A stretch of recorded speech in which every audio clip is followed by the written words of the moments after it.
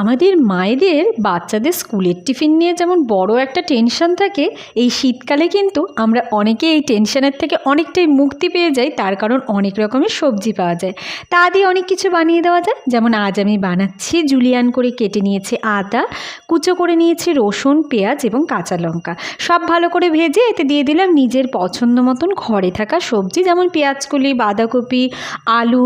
তোমরা চাইলে এতে আরও অনেক কিছু কিন্তু অ্যাড করতে পারো। এবারে একটু লবণ হলুদ দিয়ে ভালো করে সবজি এতে দিয়ে দিলাম সেদ্ধ করে রাখা নুডলস এবং সামান্য কিছুক্ষণ ধরে নাড়াচাড়া করে নেব, কারণ আমি যেহেতু এতে ডিম অ্যাড করিনি তাই খুব বেশিক্ষণ আর ভাজার দরকার নেই। এবারে একটু টক মিষ্টি চটপটা টুইস্ট আনার জন্য সামান্য একটু সস দিয়ে দিলাম। এখন তোমাদের কাছে আমার প্রশ্ন, আচ্ছা তোমরা কারা বাচ্চাদের টিফিন নিয়ে এমনই টেনশনে থাকো প্রতিদিন সকালে?